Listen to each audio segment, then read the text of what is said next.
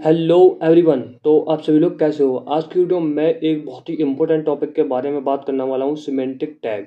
तो semantic tag क्या होते हैं, इनका यूज़ क्या है, और मैं आपको ये सब इस वीडियो में बताने वाला हूँ।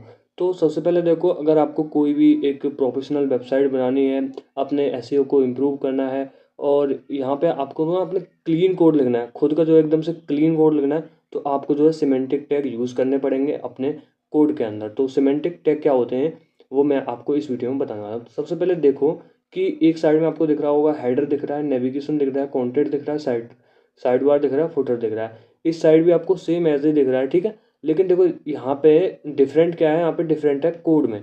तो आप देखोगे कि डिव, यहाँ पे हर एक सेक्शन को बनाने के लिए मैंने किसका यूज़ किया है, डिव का। अब आप कह रहे होगे डिव क्या होता है, तो मैं आपको सिंपल सा बता दूं कि डिव जो होता है हमारा एक कंटेनर होता है, जो कि हमारा एक बॉक्स होता है।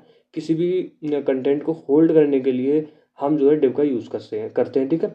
अब डिव का अपना एक यूज़ अलग होता है, ठीक है। लेकिन यहाँ पे ना डिव से ही हमने एक हेडर बना दिया है, और डिव से ही नैप बार बना दिया, डिव से ही कंटेंट बना दिया, डिव से ही साइड बार बना दिया, डिव से ही फुटर बना दिया।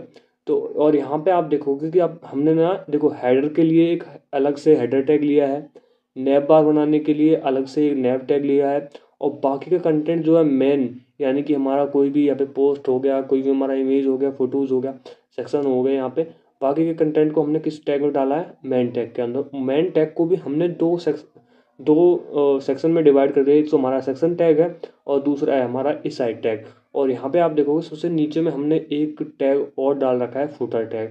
अब देखो इन टैग से होता क्या है, देखो एक तो आपको कोड जो लिखते हो उसमें रीडेबिलिटी आती है, कि आपके कोड को यहाँ पे कोई भी देखेगा और वो दूर से ही पहचान लेगा कि हाँ ये यहाँ पे फुटर है, यहाँ पे हेडर है, यहाँ पे हमारा मेन है, और यहाँ पे नेव है।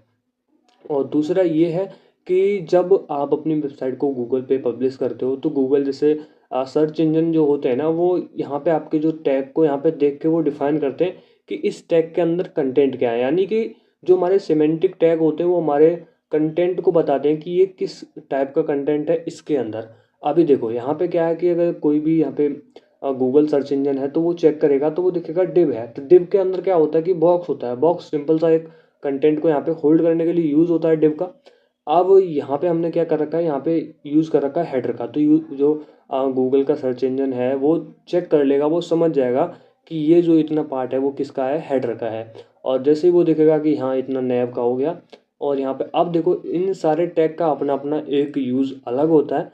तो उसी को मैं यहाँ पे अब बताना शुरू करता हूँ। तो सबसे पहले मैं बात करने वाला हूँ हेडर टैग की। तो हेडर टैग का यूज़ क्या होता है कि हमारी वेबसाइट में लोगो हो गया, हमारी वेबसाइट का आइकॉन हो गया, उसका टाइटल हो गया, तो जो भी हमारी टॉप की चीज़ें होती हैं ना, वो हमारी जो हेडर टैग होता है उसके अंदर रहती हैं। तो यहाँ पे मैंने लिख भी रखा है, हेडर टैग वेब पेज के टॉप सेक्शन के लिए यूज़ होता है।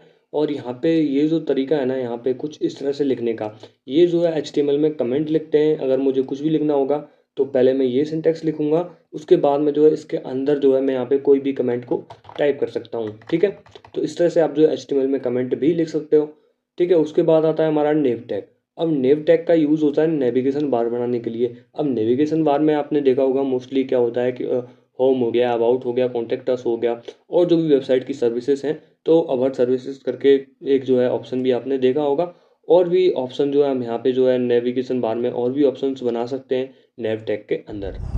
अब मैं बात करने वाला हूँ मेन टैग की। तो मेन टैग से हम जो है किसी भी वेबसाइट का मेन कंटेंट, जो हमारा मेन टैग होल्ड करता है किसी भी वेबसाइट का मेन कंटेंट, और मेन टैग के अंदर हमारे होते हैं section tag, article tag, article tag के बाद हमारा होता है असाइड टैग। तो सबसे पहले मैं आपको बता दूं कि सेक्शन टैग का यहाँ पे यूज़ क्या होता है। तो वेबसाइट का जो भी मेन एरिया ना होता है उसको सेक्शन में डिवाइड करने के लिए, जैसे कि अबाउट सेक्शन हो गया, सर्विसेज सेक्शन हो गया, कॉन्टैक्ट अस सेक्शन हो गया, और भी कोई अदर डेटा है वेबसाइट का दिखाना है तो और भी सेक्शन में डिवाइड कर सकते हैं सेक्शन टैग की हेल्प से। उसके बाद आता है आर्टिकल। आर्टिकल टैग का यूज़ होता है जैसे ब्लॉग पोस्ट दिखाने के लिए, आर्टिकल दिखाने के लिए, न्यूज़ आर्टिकल दिखाने के लिए।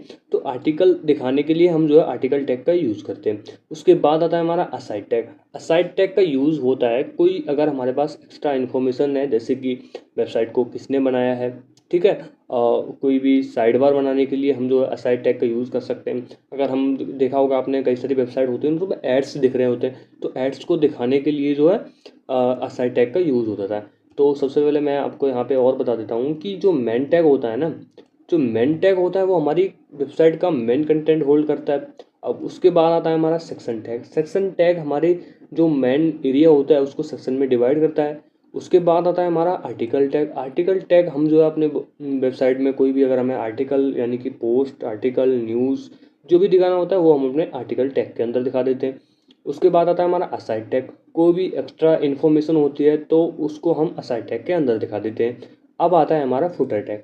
अब फुटर टैग जैसे ही आता है तो हमें जो जो गूगल जैसे सर्च इंजन होते हैं, बिंग हो गया, याहू हो गया, तो ऐसे सर्च इंजन होते हैं तो जैसे फुटर का नंबर आता है तो उनको पता चल जाता है कि यहाँ से वेबसाइट जो है शुरू एंड होना शुरू हो चुकी है, यानी कि यहाँ से वेबसाइट जो है एंड यानी ख़त्म होना शुरू हो चुकी है। तो जो फुटर में सारी चीज़ें रहती हैं कि वेबसाइट का कॉपीराइट हो गया, कॉन्टैक्ट इन्फो हो गया, सोशल मीडिया लिंक हो गए, तो जो भी एक्स्ट्रा और इन्फो होती है तो वो जो है हमारी फुटर में रहती है।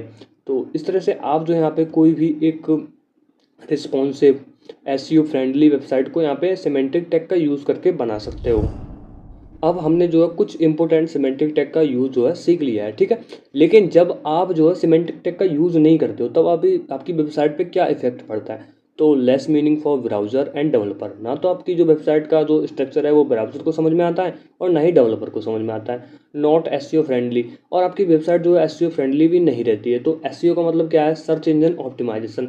अब देखो आपने बहुत सारे सर्च इंजन देखे होंगे, गूगल हो गया, बिंग हो गया, याहू हो गया, और भी होते हैं। अगर उनका एसईओ आप सही से करना चाहते हो तो आपको सिमेंटिक टैग का यूज़ करना पड़ेगा। और जब आपकी वेबसाइट जो है जो है एसईओ बढ़िया नहीं होगा, सिमेंटिक टैग का यूज़ नहीं होगा, तो आपकी वेबसाइट की जो एक्सेसिबिलिटी है वो कम हो जाएगी, पुअर एक्सेसिबिलिटी रहेगी।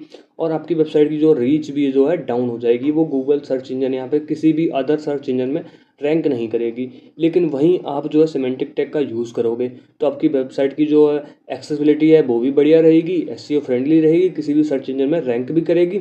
और वो जो वेबसाइट आपने बनाई है वो ब्राउज़र एंड डेवलपर दोनों को समझ में आएगी। अगर वीडियो पे आप जो है यहाँ तक बने हुए हो और आपको वीडियो अच्छी लग रही है तो चैनल को सब्सक्राइब कर दीजिएगा एंड वीडियो को लाइक कर दीजिएगा। तो आज की वीडियो में इतना ही, बाकी का नेक्स्ट वीडियो में। तो थैंक यू फॉर वॉचिंग, मिलते हैं नेक्स्ट वीडियो में।